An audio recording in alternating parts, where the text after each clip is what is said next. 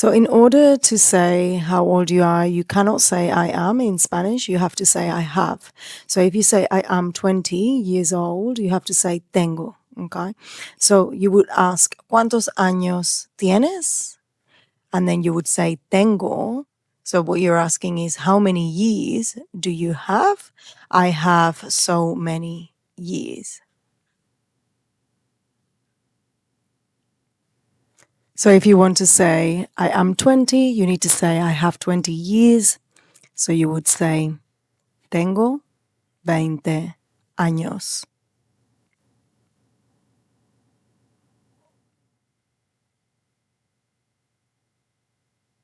We're going to be using the verb tener, which is to have. And then if you say I have, then you say tengo. So I am 20 would be tengo 20 años.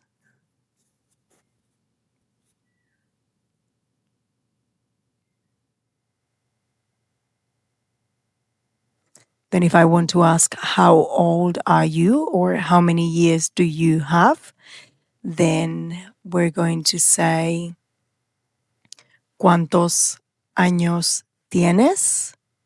And this is why we don't need to use the words you or I, because each different form of the verb is different. So you can only ever mean you if you say tienes. You can only mean I if I say tengo.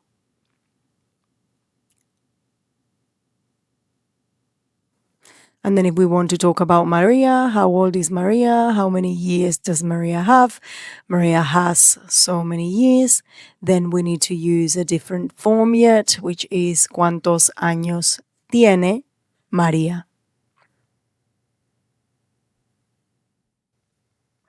So in order to convey meaning, it's actually okay to not get your endings absolutely correctly, as long as people can understand you. That's not going to be a huge problem. Now, we're going to be looking at the numbers, and we looked at 1 to 20.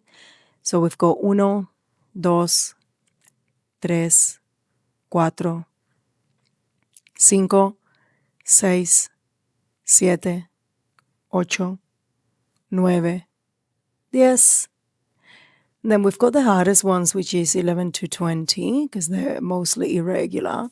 We've got 11, 12, 13, 14, 15. Notice it's not quince, it's quince. 16, 17, 18, 19, 20. So that's 20 there.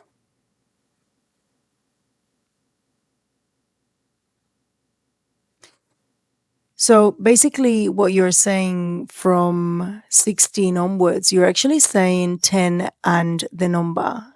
But what we're doing is we are actually changing the spelling, because Z and I and Z and E never go together. So basically you get your difficult ones out of the way. So 11, 12, 13, 14, 15. And then you go 10 and 5, 10 and 6, 10 and 7, 10 and 8. That's what you're saying. And we're actually going to be doing the same thing with 20. So we've got 20, and then we're going to be saying 20 and 5, 20 and 2, 20 and 3, right?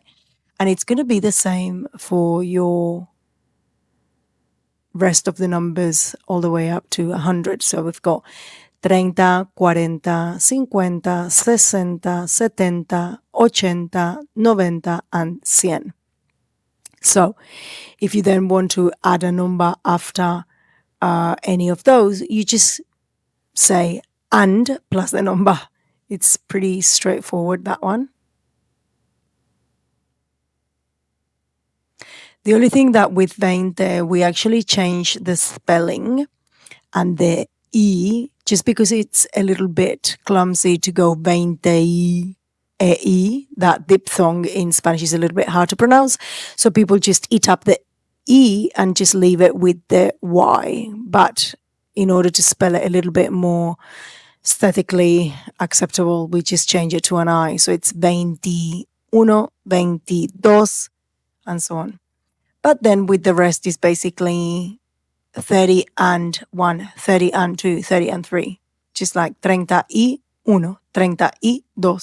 The same with 40, 44, 45. So 40 and 5, 50 and 7, and so on. It's like that with all the numbers all the way up to 100. So basically, if you know how to say 20, 30, 40, 50, 60, 70, 80, and 90, and you know your numbers all the way up to 9, you know your numbers up to 100. Now, if you want to say 100 plus something, then you just change the word cien for the word ciento, and then you add the number. So you've got 101, 101.